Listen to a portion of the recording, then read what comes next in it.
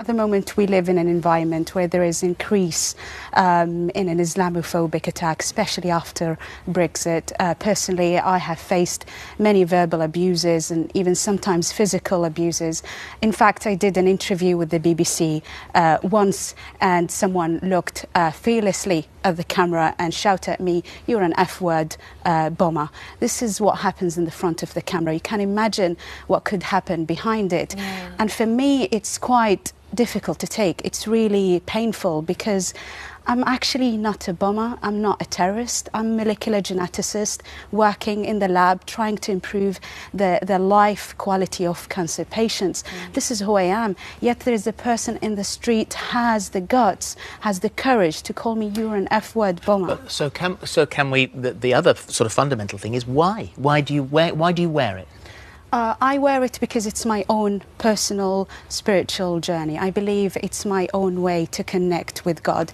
It doesn't mean that I am undermining women who chose not to wear it, or they wear the headscarf, or they don't wear it at all. It is just my own personal journey. It's an act of worship. I believe that I will be rewarded if I can wear it, but also it has become part of my identity as well as my faith, and also a symbol of resistance to all these stereotype and negative perception about Muslim women. What we hear a lot of the time is that Muslim women is isolated, is uneducated, is failing to integrate, but the truth is that they haven't really spoken to women like me. Because Muslim women who chose to wear it are actually minority within a minority. So a lot of people did not have the chance to interact with veiled women. And then they have this negative perception and negative highlights in the media about Muslims in general. And then they see me in the street and they abuse me and other women. Dr. Taj, you say this is a toxic ideology. Yes, because it's got nothing to do with Islam. For people who say this is part of the spiritual journey, part of religion, I have a very simple question for them. Where in this book, in the Quran, does it actually say so? Nowhere. In fact, nowhere. And the word, in fact, burqa or niqab is not even mentioned in the Quran.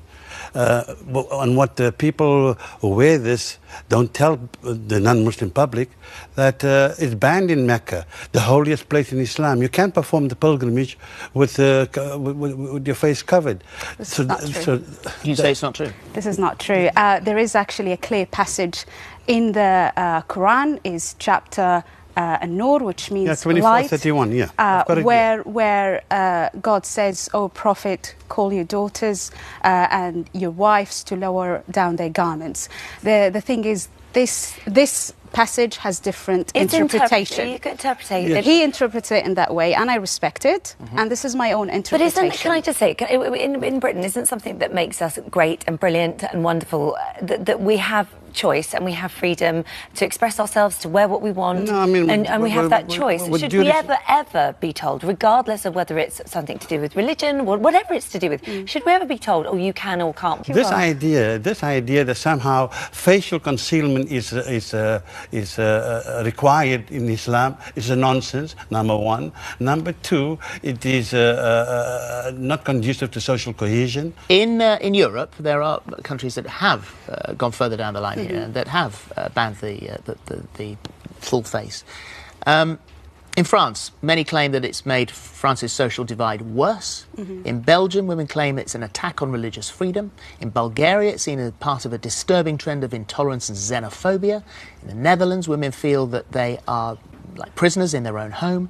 And in Austria, it's seen as a reaction to the rising popularity of the far right. It has no benefit. That's what you might say. For example, why do you think a Muslim-majority country like Morocco has banned it, or Chad, a Muslim-majority country, has banned it, and Niger and other Muslim-majority countries have banned it? This idea that this tribal garment somehow is representative of Islam. How is this thing symbolic of Islam? How? I don't understand how someone's spirituality is within. It is not a facial symbol. It's my own choice. I want to wear it. It's part of my faith. It's not a facial symbol. You know what? I respect his right to disagree with me. You know, he's got his own interpretation and I respect that. But I find it difficult that a political party comes and superimpose their views and ban it. And not only that, trying to fine me for wearing and exercising my right to express my faith and identity.